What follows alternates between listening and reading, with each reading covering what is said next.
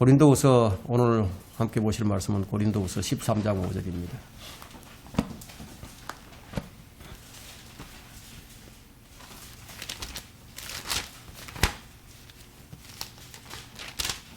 제가 지난 시간에 이런 말씀을 드렸죠.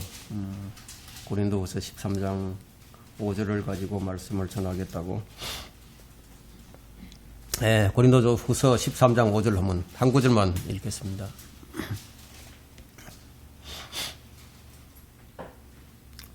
다 찾으셨습니까? 제가 읽겠습니다. 너희가 믿음 안에 있는지 너희 자신을 시험하고 스스로 입증하라. 예수 그리스도께서 너희 안에 계신 것을 스스로 알지 못하느냐? 그렇지 못하면 너희는 버림받은 자들이라. 이 설교 제목이 가짜 구원, 가짜 믿음 점검하기. 가짜 믿음, 가짜 구원.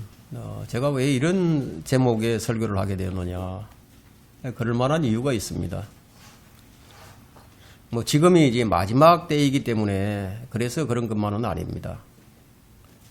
바울이 이 편지를 쓸 그 당시에도 가짜 믿음, 가짜 구원을 받은 사람들이 많이 있었기 때문에 그 당시에도 성경을 변개시키고 다른 복음을 전하고 성령이 아닌 다른 영을 받는 자들이 이제 많이 있었습니다.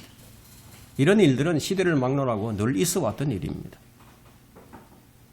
현실이 이러한데도 우리 자신의 믿음을 점검하지 않는다면 만에 하나 이런 일은 없어야 하겠지만 나의 믿음이 가짜라면 어찌하겠어요? 절대로 그런 일은 없어야 할 것입니다. 자칭 크리스천이라고 말하는 사람 중에서 구원의 확신이 있는 사람보다 확신이 없는 사람이 훨씬 더 많이 있습니다. 이것은 거짓이 아닙니다. 주님께서 많을 것이라고 말씀을 미리 하셨어요. 지금 우리 주위에 교회 다니는 사람들이 참 많이 있습니다. 근데 그들에게 구원받았는지, 어떻게 구원받았는지, 지금 당장 죽더라도 지옥에 가지 않고 하늘나라에 갈 수 있느냐, 이렇게 물으면은 대답을 못해요. 엉뚱한 말을 하는 사람들이 더 많아요. 교회 다닌다고 말을 하는 사람들은 많은데 주 예수 그리스도를 믿고 성령으로 다시 태어났다, 나는 구원받았다, 이런 말을 하는 사람들은 만나기가 참 힘들어요. 심지어는 거듭났느냐고 물으면 거듭난 것이 무엇인지조차도 몰라요. 그래서 그리스도인들이 절대 무지해서 안 되는 한 가지가 있다면 자신의 구원에 관한 확신입니다. 어떤 사람은 자신이 평생 구원을 이루어가야만 한다고 생각하는 사람들도 있어요. 이런 교회를 다니는 사람들도 있어요. 어떤 사람은 죽어봐야 한다고 말하는 사람도 있어요. 그러니까 목사들 중에도 그렇게 가르치는 자들도 있습니다. 우리가 구원을 묻는 것은 상대방을 평가하기 위해서 묻는 것이 아닙니다. 우리는 함부로 남의 구원을 판단하지 않습니다. 다만 진리 안에서 성도의 교제를 위해서 우리가 구원의 여부를 묻는 거예요. 성도의 아름다운 교제를 위해서는 각자의 구원의 간증을 들어보는 것이 매우 중요합니다. 진짜 그리스도인인지 가짜 그리스도인인지 그 간증을 통해서 확인이 가능하기 때문이에요. 우리가 서로 간의 간증을 통해서 서로 한 몸을 이루고 있다는 것을 확인하는 것은 매우 좋은 일입니다. 나를 구원해 주신 하나님, 간증으로 주님이 나를 어떻게 구원해 주셨는지 그것을 간증하고 찬양하고 감사하는 일이야말로 기쁨을 충만케 해주는 교제예요. 하나님께서 나를 어떻게 구원해 주셨는지, 구원받은 사람은 그분이 하신 일을 찬양을 하죠. 그리고 감사를 하죠. 그리고 은혜를 함께 나누고 싶은 거예요. 그래서 상대방의 간증도 들어보고 싶어요. 우리가 함께 신앙생활을 하는 데 있어서 간증이란 이처럼 매우 중요합니다. 어떻게 믿음의 선한 고백을 하는지 그거 아는 것이 매우 중요하다는 거예요. 왜냐하면 교회라는 것은 구원받은 사람들의 모임이기 때문이에요. 그런데 불행하게도 지역교회 안에는 양들만이 있지 않습니다. 양들이 아닌 염소들이나 이리들이나 개나 돼지들이 섞여 있다는 거예요. 그래서 교회는 양우리가 되어야 하는데 그냥 동물원이 되어 있습니다. 말하자면 진품처럼 보이는 가짜들이 많다는 얘기예요. 그럼 진품이 아니면 뭐예요? 모조품이죠. 짝퉁이죠. 여러분, 이 짝퉁이라는 것은 세상에만 있는 것이 아니에요. 하나님을 믿는다고 하는 사람들 중에도 이 짝퉁 믿음을 가진 자들이 많이 있다는 거예요. 성경에는 하나님의 종이 아닌데 하나님의 종처럼 나타나는 사탄의 종들도 있다고. 심지어 보존된 성경이 있는 반면에요, 변개된 성경도 있는 거예요.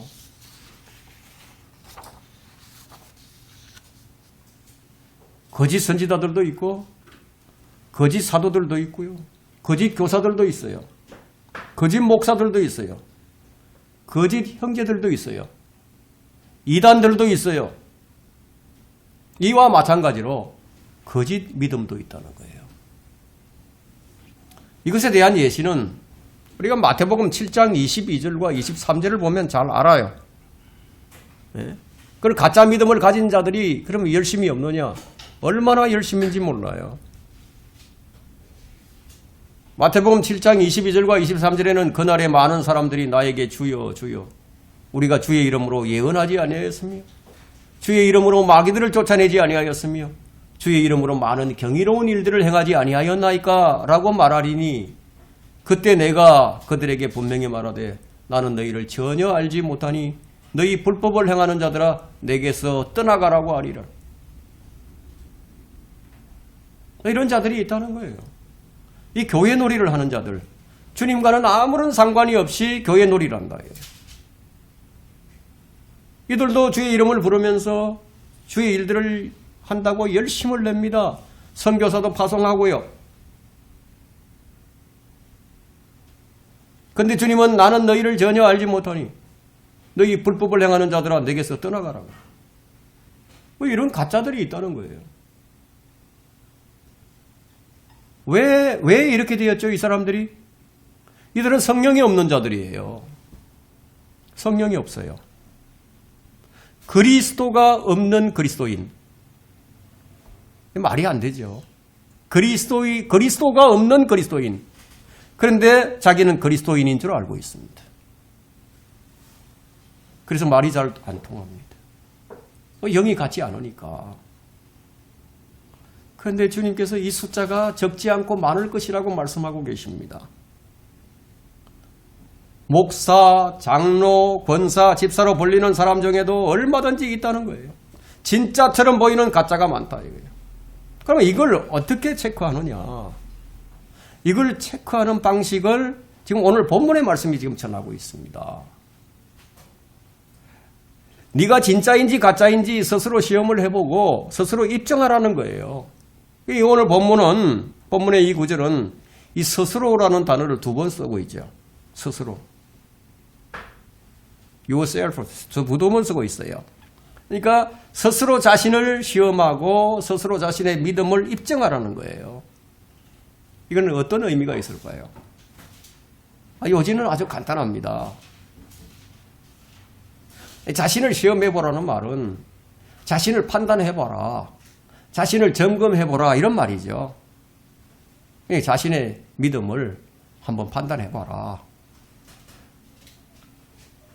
주 예수 그리스도를 자신의 개인의 구주로 영접을 했을 때 그 때와 장소를 확실하게 한번 가리켜보라는 거예요. 그때가 진짜였는지, 그것이 진짜였는지 그것이 가짜였는지 지금도 여전히 그 사실을 그대로 확신하고 있는지 한번 점검해 보라는 거예요. 그럼 지금 확실하게 그 사실을 인식하지 못하고 믿지 못하고 있다면 가짜일 가능성이 크다는 거예요. 그럼 바울이 왜 이런 말을 기록했을까요? 바울이 이런 말을 왜 이 고린도후서에서 기록을 했을까요? 그 이유는 이 고린도 교회는 늘 성령의 은사를 자랑하는 교회였습니다.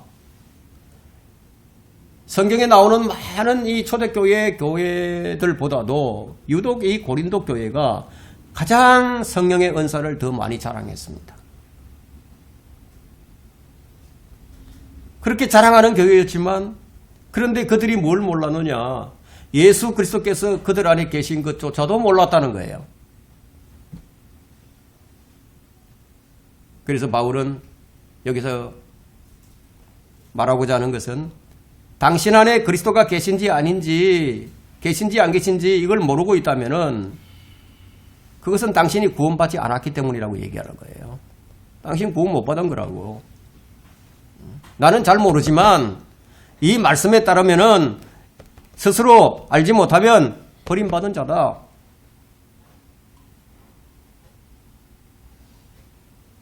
왜냐하면 그리스도께서 내 안에 계시지 않으니까 그 모르는 거죠. 그렇다면 여러분은 버림받은 자, 여러분 몸은 더러운 영의 전이 된 셈이죠. 왜 이렇게 말할 수밖에 없는가 하면 누구든지 그리스도를 영접하는 자들은 하나님의 아들들이 되는 권세를 얻게 되는데 하나님의 아들들이 되었다는 것은 무엇을 말하는 것이냐면 하나님께서 자기 아들의 영을 주셔서 하나님을 아버지라고 부를 수 있게 해 주셨기 때문에 그래서 성경에서 두 번이나 이 말씀을 기록하고 있는데 먼저 갈라디아서 4장 6절을 한번 보세요. 갈라디아서 4장 6절에는 너희가 아들들이므로 하나님께서 자기 아들의 영을 너희 마음속에 보내시어 아바지라 부르짖게 하셨느니라. 그러니까 아들의 영이 없는 사람이 하나님을 아바지라고 부르게 되면은 그건 가짜 믿음이다. 이게. 그럼 내 마음속에 아들의 영을 주셨는데 어떻게 내가 모를 수가 있겠어요? 거기다가 확실하게 못을 박아서 보장까지 해주셨는데 로마서 8장 16절을 보세요.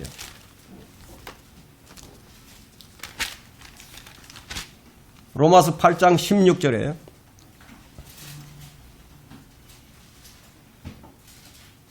성령이 친히 우리의 영과 함께 우리의 영과 함께 우리가 하나님의 자녀임을 증거하시거니와 확실하게 못을 박았어요.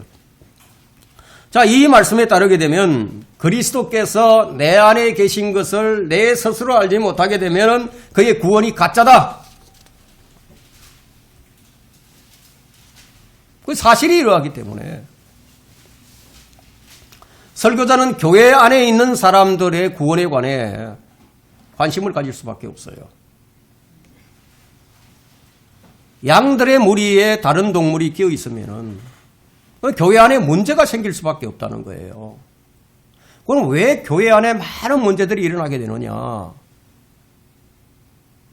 바로 이런 사람들이 끼어 있었기 때문에 교회 안에 문제가 많이 일어난다는 거예요.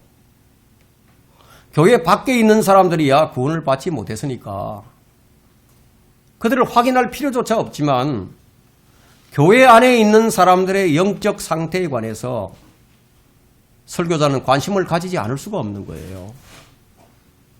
여러분은 자신이 믿음 안에 있는지 자신을 판단하고 점검해 봐야 합니다.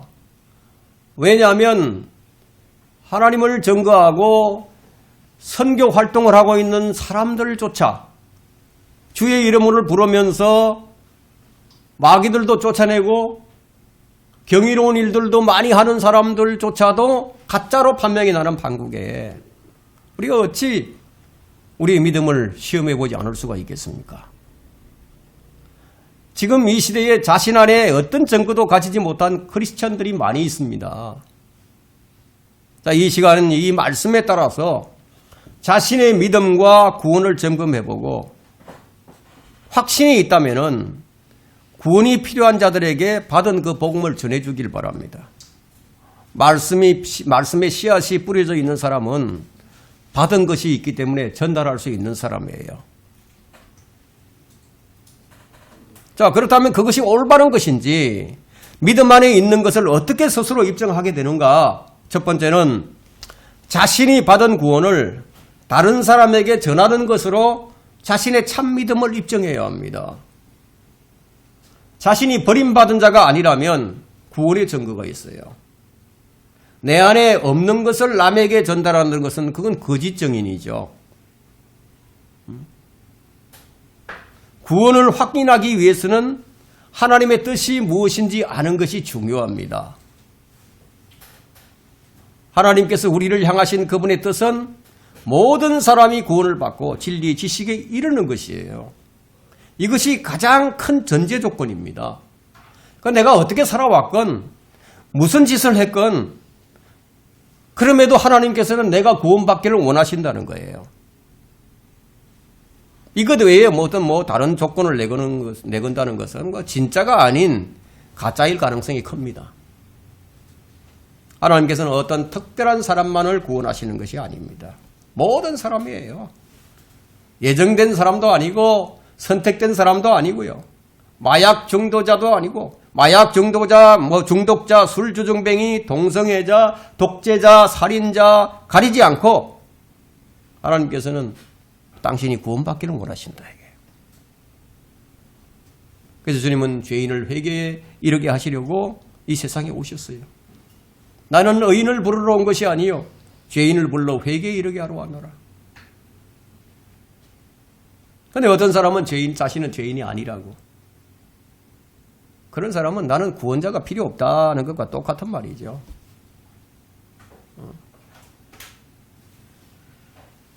주님은 모든 사람이 구원받기를 원하십니다. 그렇다면 칼빈의 예정론은 무엇입니까?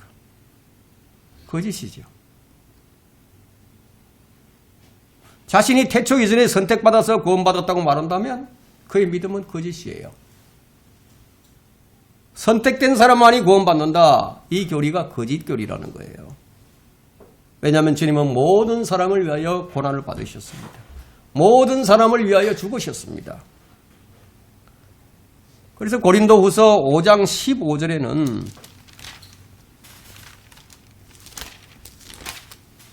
15절에는 그가 모든 사람을 위하여 죽으신 것은 모든 사람을 위하여 모든 사람이지 여기 예정된 사람만을 위해 죽은 것이 아니라는 거죠. 이 초등학생도 이 글을 읽으면 이게 모든 사람인지 아니면 예정된 사람인지 이걸 알아요. 산자들이 이제부터서는 더 이상 자신들을 위하여 살지 않고 자기들을 위하여 죽었다가 다시 살아나신 그분을 위해 살게 하려는 것이라. 왜 죽으셨는지 목적이 분명하잖아요. 그런데 지금 여러분은 주를 위해서 살고자 하는 이런 마음을 가지고 있는가 하는 거예요. 내가 주를 위해서 살아야겠다. 이런 마음이 있느냐. 성경은 분명히 모든 사람을 위하여 죽었다고 기록합니다. 이와 다르게 말하는 사람은 그가 목사라고 하더라도 관계없이 가짜 믿음이에요. 성경과 다르게 말하는 자는 참된 믿음이 아닙니다. 제가 왜 이렇게 말을 하느냐 하면 어떤 사람이 어떤 죄를 지었건 진심으로 하나님께 자백하고 돌이키면 용서해 주십니다. 근데 하나님께서 하신 말씀을 믿는다고 하면서 그 말씀과 다르게 행하면서 하나님이 용서해 주십시오. 하나님을 찬양합니다. 그러면 받아주시겠어요? 자, 이건 기본 상식이죠. 그런데 이런 기본 상식에도 못 미치는 사람들이 많아요. 자기 뜻대로 주님을 섬기면서 하나님 일을 해나갑니다. 하나님께서 주신 말씀대로 하질 않아요.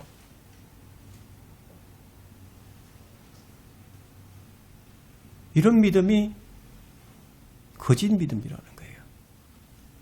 디모데전서 2장 6절에는 그가 모든 사람을, 여기도 모든 사람이에요. 모든 사람을 위하여 자신을 몸값으로 내어주셨으니 때가 이르면 증거되리라.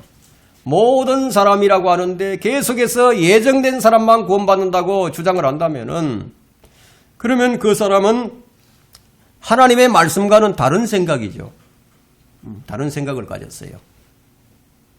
여기 보면 때가 이르면 증거되리라고 했는데 그 때가 되어서 구원을 주신 하나님의 은혜가 모든 사람에게 나타났습니다. 모든 사람에게. 우리는 지금 우리가 믿음 안에 있는지 지금 스스로 점검하는 법을 지금 확인해 보고 있습니다. 디도서 2장 11절에도 이는 구원을 주시는 하나님의 은혜가 모든 사람에게 나타났어요. 그래서 모든 사람에게 나타났어요.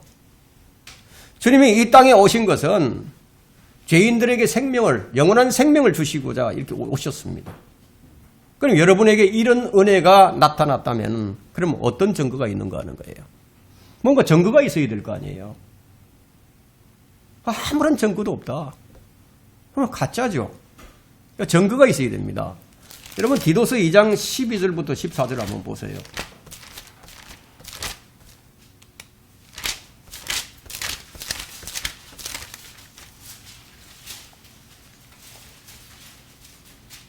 믿음 안에 있는 사람은 이런 증거가 있는데 구원을 주시는 하나님의 은혜가 나타나서 우리를 어떻게 하는지 한번 보자는 거예요. 자, 2장 12절부터 봅니다. 우리를 가르치시되. 자, 우리를 가르치신다고. 근데 가르침을 받는데 아무런 증거가 없다? 불경건과 세상 정욕들을 거부하고. 자, 이렇게 거부하고자 하는 마음이 있는가 하는 거예요. 우리로 신중하며 의롭고 경건하게 이 현 세상을 살아가게 하시며 지금 내 안에서 이런 증거가 일어나고 있는 것인가? 그 복된 소망, 곧 위대한 하나님이신 우리 구주 예수 그리스도의 영광스러운 나타나심을 기다리게 하셨으니 누가 이렇게 하신다는 거예요? 네? 구원을 주시는 하나님의 은혜가 이런 증거로 드러난다는 겁니다. 그렇다면 이 말씀대로 여러분의 마음이 지금 끌리고 있는 거 아닌 거예요. 자, 이것을 좀 점검하자는 겁니다. 구원을 주시는 증거는 어떻게 나타나죠? 이런 것으로 나타나는데 그 마지막에 보니까 주의 재림을 기다리는 것으로 나타나죠. 그럼 우리가 가진 소망이 진짜인지 아닌지 어떻게 입증을 하게 됩니까? 요한일서 3장 3절을 보니까 그분 안에 이 소망을 가진 사람은 누구나 그분이 정결하신 것처럼 자신을 정결케 하느니라. 자신을 정결케 하는 거예요. 이것이 소망이 진짜인지 가짜인지 확인하는 방법이에요. 여러분, 왜 사람이 구원을 받아야 하는가? 그건 죽음이 있고 심판이 있고 지옥이 있기 때문이에요. 이것은 내가 알든 모르든 내가 믿든 안 믿든 내가 원하든 원하지 않든 나는 죽어요. 그리고 심판을 받아요. 그 다음에 지옥을 갑니다. 그럼 내가 원하지 않는다고 해서 피할 수 있는 게 아니라는 거예요. 그럼 내가 어떻게 살았든지 간에 죽음의 심판을 받습니다. 구원은 받아도 그만, 안 받아도 되는 것이 아니라는 거예요. 그만이 아니라는 거예요. 구원은 사람에게 필수입니다. 구원을 거부하면은 죽으면 지옥에 떨어집니다. 사람은 단 한 사람도 의롭지 않습니다. 사람은 스스로 죄를 짓습니다. 이것은 후천적이 아니라 태생적이에요. 로마서 3장 10절과 11절에는 기록된 바와 같으니 의인은 없나니 없도다. 한 사람도 없도다. 깨닫는 자도 없고 하나님을 찾는 자도 없도다. 어떤 사람이 자신은 양심적으로 산다고 합니다. 그런데 성경은 모든 사람이 죄인이다. 누가 맞는 거예요? 하나님께서 판단하셨는데 모든 사람이 죄인이다. 그래서 모든 사람에게 구원이 필요하다. 근데 문제는 뭐냐면 진짜로 구원을 받아야 되는데 가짜로 구원받는 사람들이 있다는 거예요. 그래서 우리가 이 구원의 점검이 필요한 겁니다. 이는 모든 사람이 죄를 지었으므로 하나님의 영광에 이르지 못하다가 모든 사람이 죄를 지었으므로 하나님의 영광에 이르지 못한다. 죄가 없는 사람은 하나님의 영광에 이를 수 있어요. 그래서 주님이 모든 사람을 위하여 죽은 것이에요. 예정된 사람만을 위해서 죽으신 것이 아니라 죄를 짓는 것은요, 출생의 문제입니다. 이것에 대한 구절은 시편 51편 4절에 다윗이 말했죠. 보소서 내가 죄악 중에 조성되었고 죄 중에서 내 어머니가 나를 배웠나이다. 사람은 누구나 죄 가운데서 태어나서 죄 가운데 살아가고 있습니다. 그래서 구원이 필요한 거예요. 죄는 어디서 나오느냐? 마귀가 가져다 줬을까요? 죄는 사람 마음에서 나옵니다. 그 결과가 무엇입니까? 죄의 싹은 사망이에요. 그래서 구원자가 필요한 거예요. 누가 이 사망의 몸에서 나를 구해낼 것인가? 여러분, 죽음은 끝이 아닙니다. 죽은 후에는 심판이 있어요. 한 번 죽는 것은 사람들에게 정해진 것이고 그 뒤에는 심판이 정해진 것 같이. 여러분은 오늘 죽으면 여러분의 혼이 어디로 갈 것 같은가 하는 거예요. 어디로 갈 것인가 잘 모르겠다. 그럼 구원받지 못한 거예요. 여러분이 죽은 후 그 혼이 어디로 가느냐? 바울은 자신이 죽는 순간 그의 몸이, 그의 혼이 그 몸을 떠나서 주와 함께 있는 것을 알았어요. 알고 있었어요. 사람들은 죽음을 두려워하죠. 그런데 구원받은 증거가 있는 사람은요, 죽음 앞에서 두려움도 없고 공포도 없습니다. 구원받은 사람의 증거가 바로 이렇게 나타난다는 거예요. 자, 믿음 안에 있는 것을 어떻게 스스로 입증하느냐? 두 번째, 6절 말씀해 보니까 우리가 버림받은 자들이 아닌 것을 너희가 아는 것이라고 했어요. 우리가 버림받은 자들이 아닌 것을 너희가 아는 것이라. 바울이 이걸 바라고 있어요. 내가 바라는 것은 우리가 버림받은 자들이 아닌 것을 너희가 아는 것이라. 너희가 아는 것이라. 이것에 대한 의미는 이미 5절에서 밝혀주셨습니다. 5절 중간에 보면 예수 그리스도께서 너희 안에 계신 것을 스스로 알지 못하느냐. 여러분, 근데 여기 보니까 여러분이 좀 주목해야 할 것은 스스로 아는 거예요. 알아도 스스로 알아야 된다 이거예요. 그러니까 오늘날 많은 사람이 자신의 믿음이 아닌 다른 사람의 믿음을 의지합니다. 말하자면 스스로 입증할 수 없는 믿음을 가지고 있다 이거예요. 스스로 알지 못하는 믿음을 가지고 있다는 겁니다. 그럼 여러분의 믿음을 어떻게 시험하느냐? 죽음과 공포가, 죽음에 대한 공포와 두려움이 있는가 시험해 보라는 거예요. 그럼 두려움이 있다면 그건 믿음 안에 있는 것이 아니다는 거예요. 우리가 알 것은 무엇입니까? 내가 죽은 후에 어디로 갈 것인가 아는 거예요. 바울은 자신이 죽은 후에 가는 곳을 알았어요. 자신이 어디로 가서 누구와 함께 있을지 알았다는 거예요. 그게 무엇이 있는지, 그게 누가 있는지 다 알았다는 거예요. 심지어는 그가 받을 상급이 무엇인지조차도 알았습니다. 그래서 그는 언제나 죽을 준비가 되어 있는 사람이었어요. 그래서 디모데후서 4장 6절에는 내가 이미 제물로 드려질 준비가 되어 있고, 자기가 어떻게 죽을지 아는 거죠. 자기가 제물로 드려질 준비가 되었다. 순교할 준비가 되어 있다는 거예요. 떠날 때가 이르렀도다.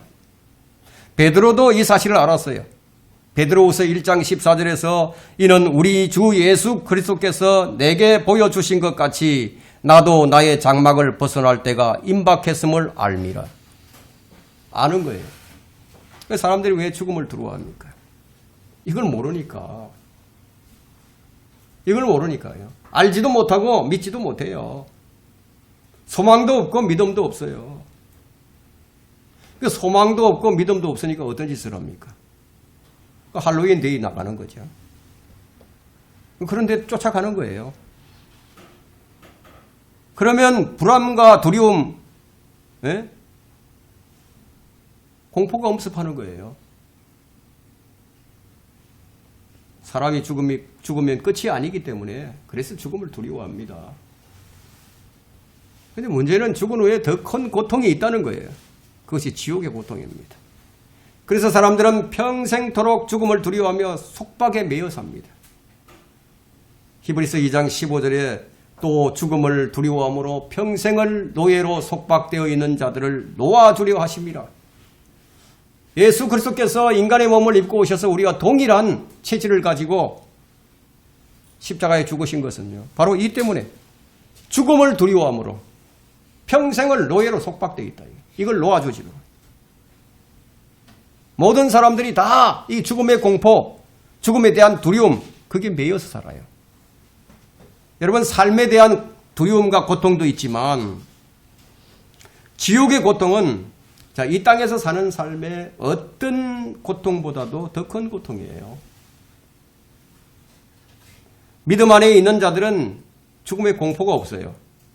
지옥의 공포가 없어요. 여러분, 지옥의 공포 있어요? 없잖아요. 부활의 소망에 대한 확신이 있기 때문에. 평소에는 우리가 별 생각이 없이 살지만 가끔 아주 문득 죽음을 생각하면 두렵죠. 두렵단 말이에요. 그러면 자신이 믿음 안에 있지 않은 거예요. 예수님을 믿는다는 게 뭐예요? 예수님이 믿는다는 게 예수님이 그리스도이심을 믿는 거죠. 믿는 사람에는 증거가 있는데 어떤 증거가 있느냐? 세상을 이기는 증거가 있습니다. 요한일서 5장 5절에는 예수께서 하나님의 아들이심을 믿는 자 외에 세상을 이기는 자가 누구냐? 믿음을 가진 예수 그리스도를 믿는 자 외에는 세상을 이기는 자가 없다는 거예요. 그럼 어디에서 승리를 하느냐? 사망과 죽음에서 승리를 합니다. 이 세상을 이겨요. 하나님은 주 예수 그리스도를 통해서 우리에게 승리를 주셨어요. 즉 믿음을 통해서 주신다는 거예요. 예수님이 그리스도임을 믿고 예수님이 하나님의 아들이심을 믿을 때 죄를 이기고 세상을 이기고 사망을 이기게 됩니다. 그리고 육신의 정욕을 이기고 자기 자신을 이기게 됩니다.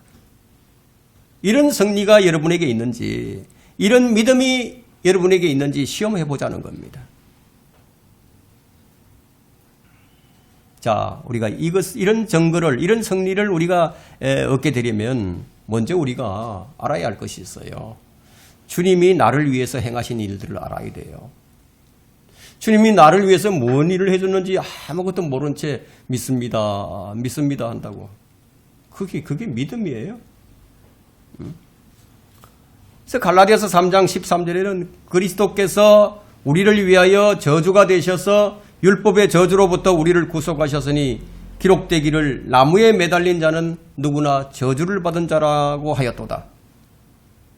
주님이 우리를 위해서 희생제물이 되셨단 말이에요. 죄가 되셨어요. 우리를 대신해서 저주가 되셨어요. 우리를 대신해서 고통을 당하셨어요. 그럼 우리는 주님께서 나를 위해서 행하신 일이 무엇인지 알아야 된다는 거예요. 내가 들은 것을 내가 깨닫고 그것을 믿는 거예요.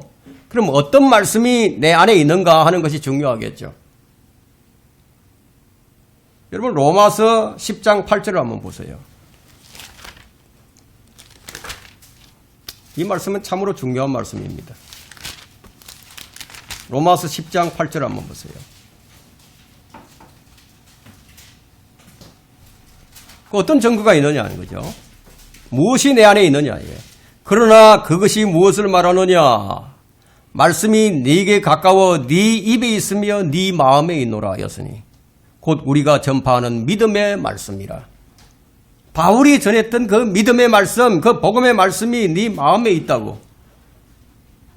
그 내 말씀이 내 안에 있으면 내 입으로 나오게 되죠. 그러면은 행동으로 열매를 맺죠. 그냥 믿는 게 아니에요. 듣고 알아야 믿죠. 주님은 양들을 위하여 자신의 생명을 내어놓으셨습니다. 나는 양들을 위하여 나의 생명을 내어놓느니라. 근데 문제는 사람들이 이걸 잘 모릅니다. 자식이 부모를 잘 알지 못하는 것처럼 부모가 자식을 키우기 위해서 어떤 일을 했는지 그 자식이 잘 모르는 것처럼 하나님께서 자기 아들을 이 땅에 보내셔서 죄인들을 위해서 하신 일들을 세상이 어떻게 알겠습니까? 그래서 주님께서 십자가에 죽으시는 순간에 뭐라고 말씀하셨습니까? 저들이 자기들이 하는 짓을 알지 못하나이다. 사람들이 모른다는 거예요. 그냥 알지 못하니까 창조주 하나님, 말씀 하나님께서 육신을 입고 오셨는데 그 예수님을 정죄하고 십자가에 죽이기까지 한 거예요. 여러분, 이 주님이 이 시대를 사는 우리를 위해 죄가 되시고 저주가 되셨습니다. 구원받은 사람은 이런 증거가 자신의 마음의 확신으로 꽉 이렇게 자리 잡고 있어야 한다는 거예요. 주님은 유대인을 위해서만 생명을 내어놓으신 것이 아니에요. 주님은 자신을 저주하고 자신을 때리고 십자가에 못 박는 원수들을 위해서도 자신의 생명을 내어놓으신 거예요. 어떤 사랑인지 아십니까? 그 사랑이 요한일서 3장 16절에는 이렇게 말씀합니다.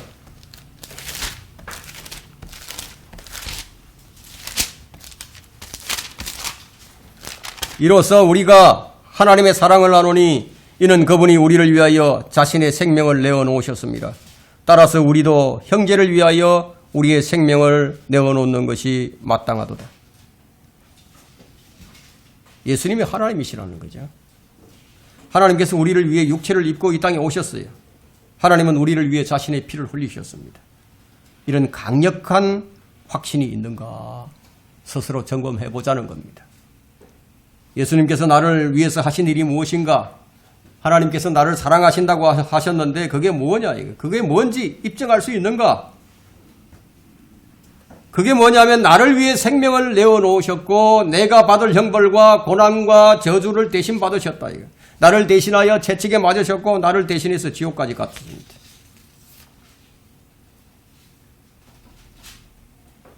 그래서 디도서 2장 14절에는 그가 우리를 위하여 자신을 주신 것은 우리를 모든 죄악에서 구속하시고 자신을 위하여 정결케 하사 선한 일에 열심을 내는 독특한 백성이 되게 하려 하십니다. 이런 목적으로 자신을 주셨어요. 그럼 우리를 위해서예요. 그분께서 우리를 위해서 하신 일에 대한 증거가 지금 나타나고 있는지 우리 스스로 한번 점검해 보자는 겁니다. 예수 그리스도가 누구신지 알고 믿는 것, 주님께서 우리를 위해서 하신 일은 그 일을 알고 믿는 것, 참 믿음 안에 있는지 이런 것들을 좀 점검하자는 겁니다. 성경에는 가짜 믿음을 가진 자들이 많다고 말씀합니다. 만일 내 믿음이 가짜라면 정말 기가 막힐 일이죠.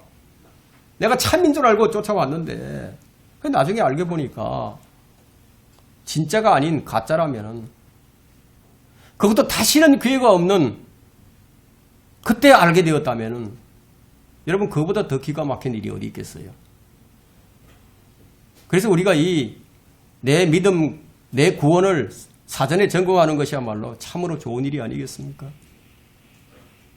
성경에는 가짜 예수, 가짜 성령, 가짜 복음이 있다고 말씀합니다. 그래서 점검이 필요한 거예요. 여러분은 지금 여러분이 믿고 있는 예수가 진짜 예수인지 아닌지 어떻게 알고 계십니까?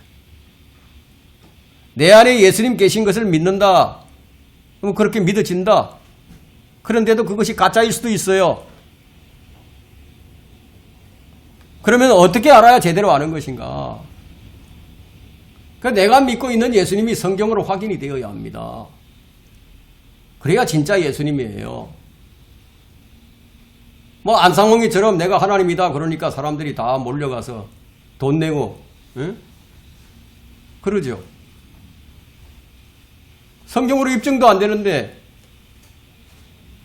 안상홍이 마누라가 이제 자기가 어머니 하나님이다 그러니까 그거 다 추종을 하잖아요. 성경으로 입증이 안 되는데 성경으로 입증이 된 예수님이 진짜 예수님이에요.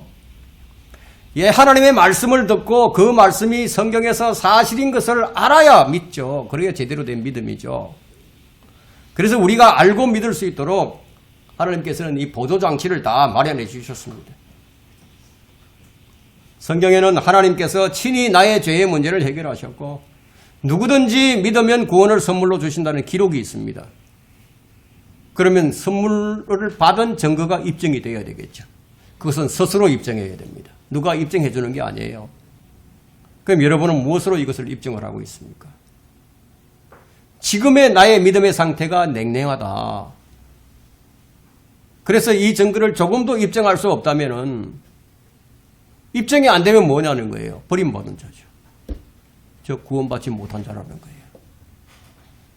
지금 바울이 이걸 지금 얘기합니다. 누구든지 그분을 알고 믿기만 하면 구원이 은혜로 값없이 주어집니다. 생명이신 주 예수 그리스도가 영으로 우리 안에 들어와 계십니다. 성령께서 우리 영 안에 들어와 계십니다. 그것이 확실하다면 증거가 있다는 거예요. 새로운 생명이 주어졌습니다. 나의 옛사람이 죽었어요. 큰 변혁이 일어났습니다. 그런데도 증거가 없다? 가짜죠. 그런데 이런 모든 말씀을 다 아는데 그럼에도 불구하고 구원받지 못하는 사람도 있습니다. 자, 이런 사실들을 다 알고 믿는다고 하는데 구원받았습니까? 물으면 글쎄 잘 모르겠는데요. 죽어봐야 알겠는데요. 이런 사람들이 있다는 거예요. 다들 믿는다고 말을 하는데 구원 간증을 못해요. 전에 어떤 자매에게 구원 간증을 좀 하라고 하자. 구원 간증을 안 하는 거예요. 못하는 거예요.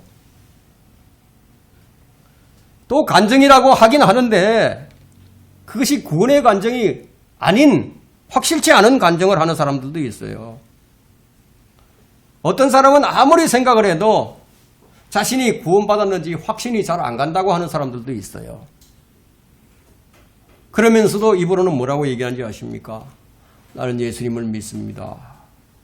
그러면 마태복음 7장 22절에 나온 사람, 주여 주여 입으로 주님을 부르면서 주의 일을 하는 사람들이죠. 예수님 믿으세요? 물으면 믿는다고 그 말을 하는데 그런데 구원의 확신이 안에 없어요. 이런 사람들에게 필요한 것이 바로 구원의 점검입니다. 믿음 안에 있는지 점검이 필요하다는 거예요. 바울은 이 본문에서 이것을 말하고 있습니다. 바울은 알고 믿으라고 말합니다. 어떤 사람은 구원받았습니까? 이렇게 물으면 영접 기도했는데요. 그럼 복음이 뭐예요? 잘 몰라요. 나 영접 기도했는데요. 그럼 복음이 뭐예요? 몰라요. 구원받았습니까? 그럼 나는 안수 집사인데요. 기가 막힐 일이에요. 기가 막힐 일이 지금 일어나고 있다고요. 여러분, 믿는 데는, 믿는 것에는 순서가 있어요. 내가 하나님의 말씀을 듣고, 그 다음에 들은 말씀이 내 지각, 그 지각 안에서 들은 말이 참인가, 거짓인가, 막 생각을 하죠. 판단한단 말이에요. 내 스스로, 내 의지가 근데 그때 이게 옳은 것이구나. 내가 믿겠다. 이렇게 결정을 합니다. 이렇게 마음에 결정되는 순간에 그것을 성경에서 뭐라고 얘기하느냐? 마음으로 믿었다고 얘기합니다. 친한 친구가 계속 찾아와서 계속 귀찮게 강요를 합니다. 우리 같이 교회를 다니고, 다니자고. 이 친구가 너무 애절하게 자꾸 강요를 하니까, 그럼 내가 한번 믿어보지. 그럼 그건 마음으로 믿은 거 아니에요. 부모를 따라서 자연스럽게 그냥 교회를 다니다 보니, 그 예수님이 누군지 내가 알게 됐어. 근데 알게 된 그것을 깊이 생각을 하고 그것이 참인지 거짓인지 내가 판단을 하고 내 스스로 믿은 것이 아니라면 내 의지적 결정이 없었기 때문에 그것은 마음으로 믿은 게 아니에요. 그래서 성경에는 우리가 믿음 안에 있는지 시험해 볼 말씀들로 넘쳐납니다. 믿음 안에 있는 것을 어떻게 스스로 입증하는가? 세 번째, 하나님을 사랑하고 형제를 사랑하는 증거가 내게 있는가? 누구든지 그분을 믿는 자는 하나님께로부터 태어납니다. 이것이 성경이 말하는 진리예요.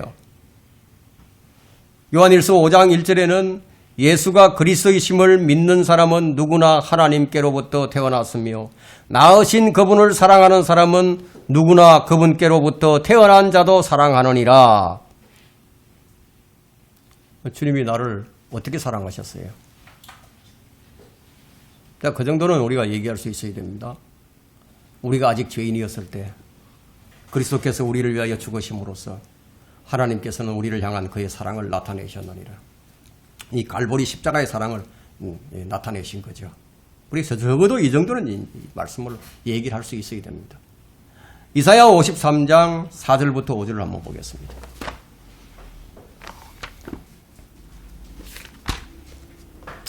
이사야 53장 4절부터 5절.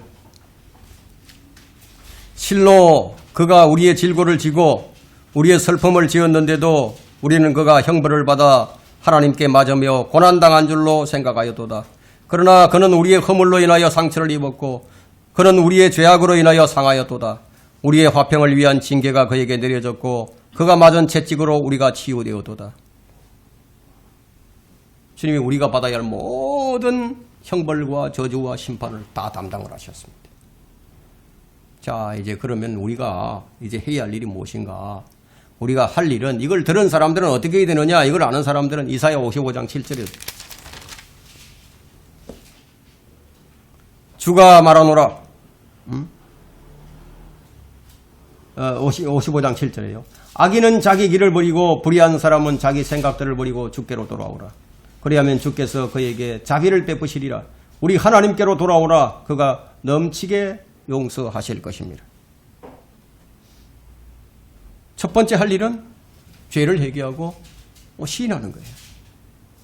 주님, 저는 죄인입니다. 제가 그동안 잘 알지 못했는데 그동안 믿지 않았던 이 죄를 시인하고 회개하는 거예요. 그리고 자신의 마음을 돌이켜서 하나님께로 돌이키는 것이 회개예요. 그 다음에 할 일은 들은 복음을 통해서 그분을 믿는 거예요. 주 예수 그리스도가 누구신지 알고 그분이 나를 위해 행하신 일을 알고 믿으면 되는 거예요. 하나님의 아들 예수 그리스도를 믿는 것이 우리가 바로 할 일이에요. 그게 하나님의 일입니다. 근데 믿음이란 여러분 저절로 생겨나는 것이 아니에요. 믿음은 하나님의 말씀에서 나온다고 했습니다. 그럼 하나님의 말씀을 듣고 내가 받아들일 때 그 말씀에서 믿음이 나와요. 그럼 이 믿음이 있는지 시험을 해봐야 한다는 거예요. 내가 복음의 말씀을 듣고 내가 예수님을 나의 구주로 믿어야 되겠다. 그 순간에 성령께서 내 안에 들어오신다. 그건 믿음은 하나님의 말씀에서 나오는데 저절로 믿어지는 것이 아니에요. 신앙 고백이라는 것은 뭐냐? 믿은 다음에 하는 것이 신앙 고백입니다.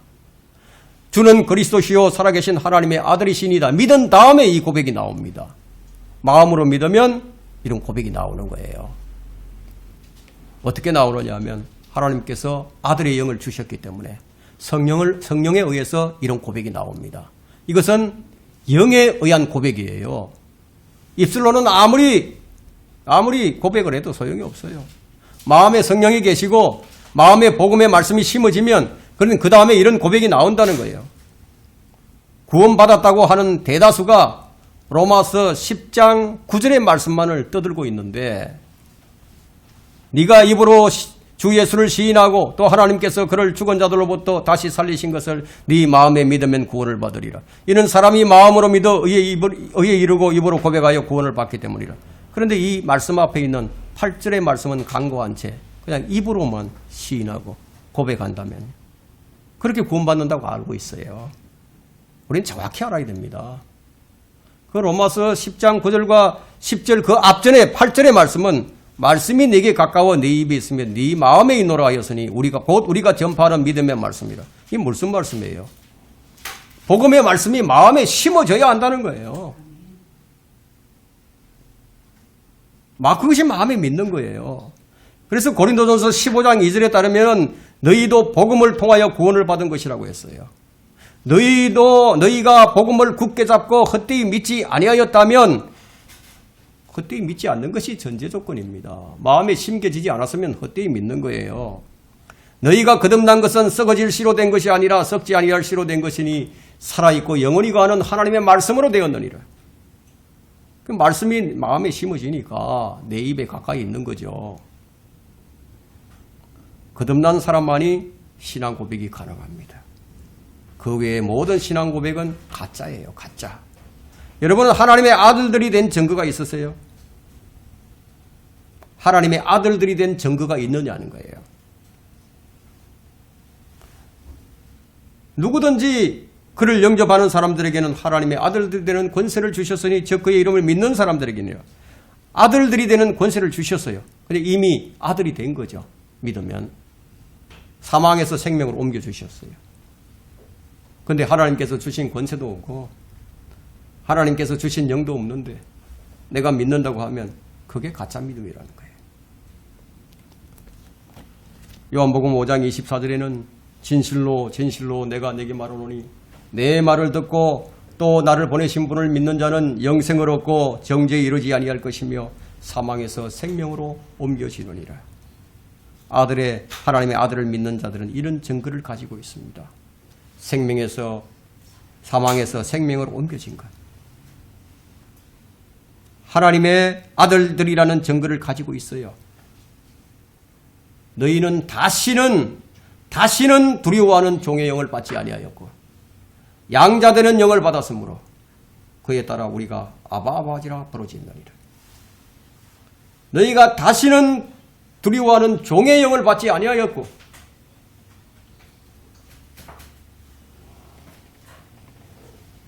나는 하나님의 아들이다.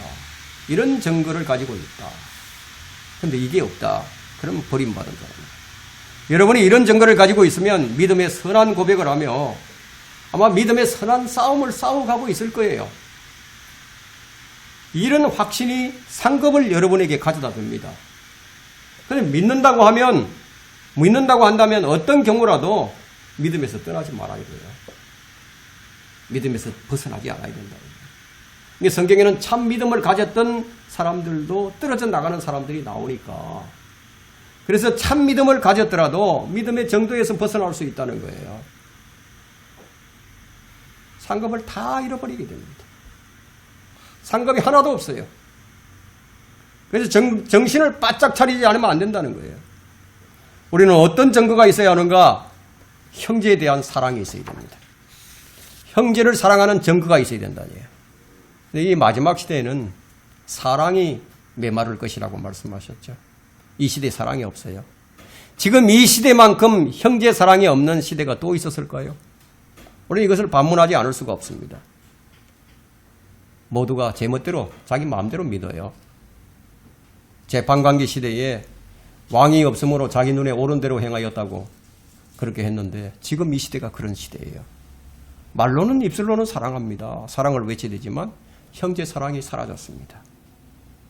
형제 사랑이 없다는 것은 무엇을 말하느냐? 하나님을 사랑함이 없다는 거예요. 첫째 계명도 둘째 계명도 모두 지키지 않는 거예요. 너는 네 마음을 다하고 혼을 다하고 생각을 다하여 주 너의 하나님을 사랑하라. 이것이 첫째이며 큰 계명이니라. 둘째는 이와 같으니 네 이웃을 네 자신과 같이 사랑하라는 것이야. 자, 우리가 이 점을 좀 확인해 보자는 겁니다. 요한일서 3장 10절에는 자기 형제를 사랑하지 아니하는 자는 누구나 하나님께 속하지 아니하느니라. 자기 형제를 미워하는 자들, 자기 형제를 사랑하지 아니하는 자들, 자기 형제를 정오하고 자기 형제를 저주하는 자들, 이런 자들은 하나님께 속하지 않았다. 이 말씀은 우리에게 경종을 울리는 말씀이 아닐 수 없어요. 주님은 내가 너희를 사랑한 것 같이 너희도 서로 사랑하라고 하셨습니다. 여러분, 이 말씀에 대한 간정이 있으십니까? 그분을 사랑하는 사람은 그분께로부터 태어난 사람도 사랑한다고 했습니다. 내가 믿음 안에 있는 것은 형제 사랑으로 나타나게 됩니다. 결론적으로 내가 믿음 안에 있는지 믿음 밖에 있는지 시험해 보자는 거예요.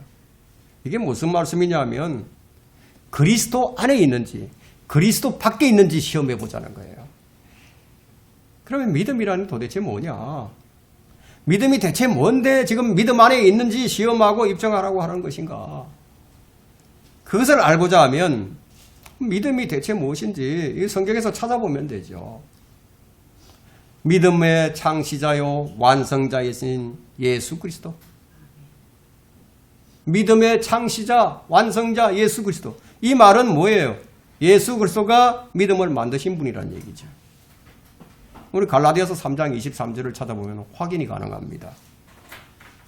구약시대 사람들은 우리가 가진 믿음과 조금 다른 믿음이었어요. 여러분 갈라디아서 3장 23절 한번 보세요.